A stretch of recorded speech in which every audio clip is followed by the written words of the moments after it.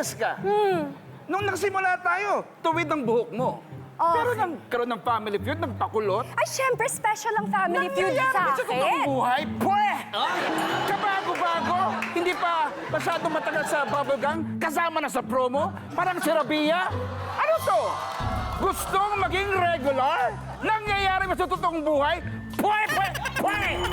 You're nothing but a second grade, trying hard, copycat! Normally, ang sampal kay Antonieta mas malakas ng konti. Ay, talaga ba?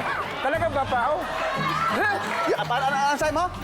You're nothing but a second grade, trying hard, copycat! Sandali, kapag lumake up mo, magre-retouch ako. Ang hirap kumita. Hindi, grabe. Alam mo, na-miss namin si Antonieta. Maraming salamat. Buti Naku, naman. Sir Dong, siyempre, isa sa di malilimutan yung kami ni Miss Marian. Na, alam ko, yung halos ka nahalikan. Oo, sabi ko, takot na takot ako sa'yo nun eh. Baka magdikit. Oo, nagkakaamoy na kayo ng hininga. Guys, eto na, double points round. Top 6 answers are on the board. Magbigay ng dahilan kung bakit hindi ka natanggap sa inaplayang trabaho. Cheska. You are not qualified. Pero Cheska, I'll give you another chance. Be more specific. Okay, hindi bagay yung skills mo sa hinahanap nilang position. Wow! Batang haba, sagot ang haba. Nandyan ba ang hindi bagay ang skill set? Wala. Magbigay ng dahilan kung bakit hindi ka natanggap sa inaplayang trabaho. May kapansanan. Ay, kapansanan. Hindi naman sa mag-ano. Kumbaga, baka hindi kaya. Survey lang naman to, survey lang naman. Nandyan ba ang may kapansanan? Wala rin.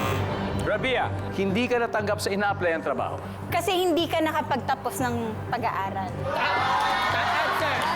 Hindi nakapagtapos ng pag-aaral. Survey says, Okay, may chance pa tayo, Diego. Magbigay ng dahilan kung ba't hindi ka natanggap sa ina-apply ang trabaho, Diego. overage. Kaya ba hindi ka na, wala ka na sa on-cam? Pero pa naman, minsan, pag-anniversary. Minsan, Pag-anniversary. meron Okay, pa. okay. Overage. Alright.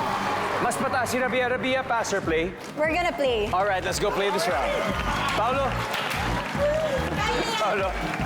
Magbigay ng dahilan kung bakit hindi ka natanggap sa ina-apply ang trabaho. Tamad.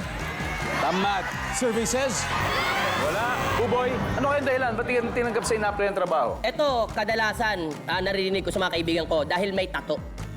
Tato. Opo. Nandiyan ba ang tato? Dali. May tato. Oh. Guys, magano na kayo. Cheska, again, dahilan kung ba't hindi ka natatanggap sa ina-apply ang trabaho. May pangit na attitude. Yes! May attitude ka agad. Nandiyan ba si attitude? my goodness. Diego, magbigay ng dahilan kung ba't hindi ka natatanggap sa ibang ina-apply ang trabaho. Hindi sexy. Hindi sexy, my friend. Sa tingin ko, kulang sa requirements, yung pinasang requirements. Kulang yung requirements. Ayan, practical, Matt. Baka kasi na-late Na-late. sa interview. Sa interview. Sa lahat ng bagay na malilate sa interview pa. Charis. Ako tingin ko talaga po, kulang sa requirements. Kulang sa requirements. Practical tayo.